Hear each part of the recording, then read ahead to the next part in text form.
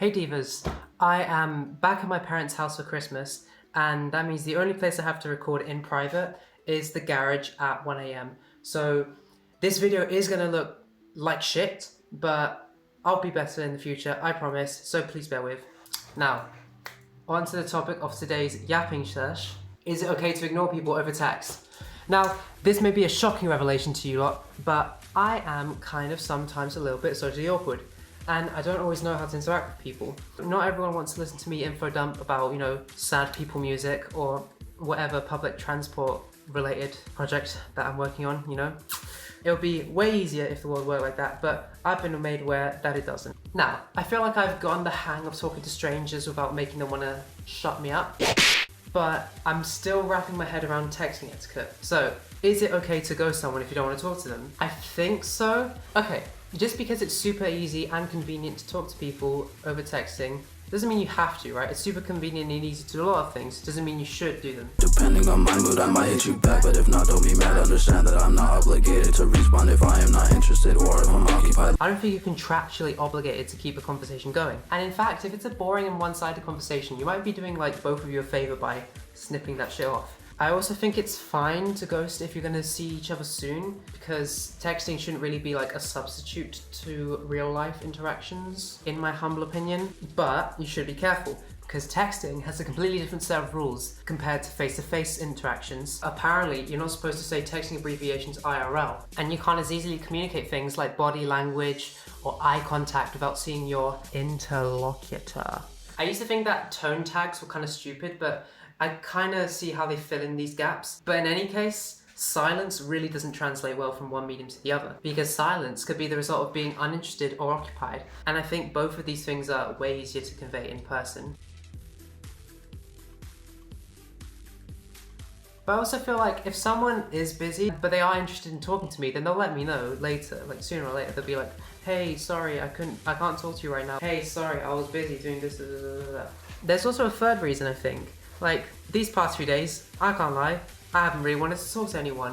I'm a bit antisocial sometimes, and that's on me, that's not on anyone else. But it is on me to let them know that I haven't stopped caring about them. A set phrase that my mum always says is, "Só escova os dentes que você quer manter."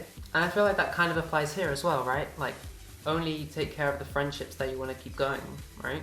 So the question is, how do you tell someone you don't want to talk to them without being like a massive arsehole about it?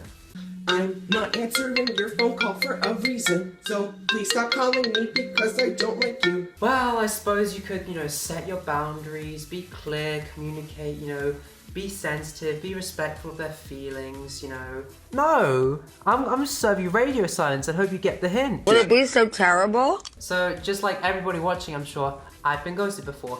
And it's usually by people who I used to be close to, but they've since moved away physically, or like we've been in different friend groups. And it kind of stings when I reach out and someone doesn't reach out back. But what am I gonna do? Like force them to be friends? Like that's not cute, right? Another set phrase that my mum says is, "Tem que gostar de quem gosta da gente." It's not really in my best interest to put energy into someone who doesn't care.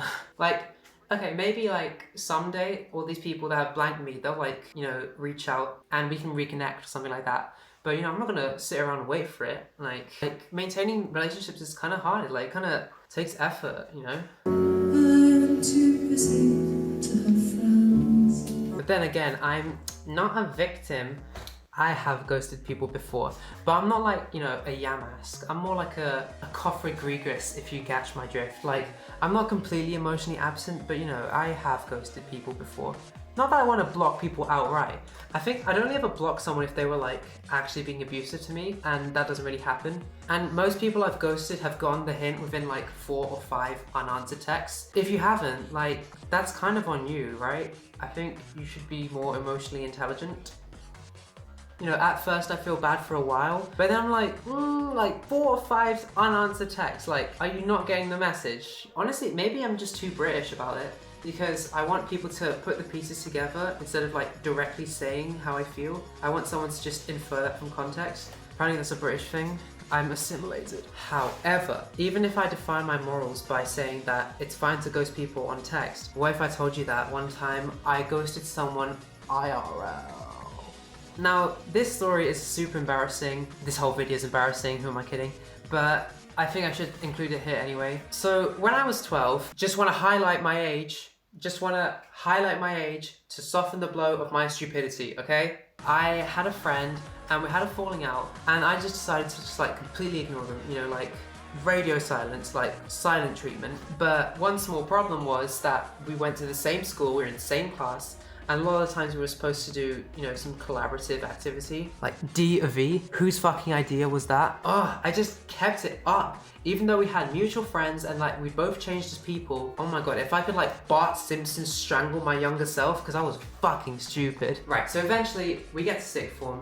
My friends have been telling me for years at this point to like grow up, let it go, it's making your life more miserable. And trust me, I did not need to be more miserable in sixth form. And on top of that, a sort of new friend group was starting to form, and this person was in it, and I really wanted to be a part of it, but I was just so stubborn and so embarrassed to admit I was wrong. The one thing that kind of like lit the light bulb in my brain was the song Go Back to the Start by Lily Allen, and I thought, wow, she's really just gonna call me out like that. It low-key like changed my behavior and like made me a better person, which is kind of weird that a song could do that. Long story short, I apologized and we made amends, and we've actually kind of become like good friends again. Like, you know, we've hung out a lot of times, we've had kikis, we've gone to each other's birthday parties, like we get on now and it's pretty cool. So, moral of the story, don't be a dick! Why am I making this video?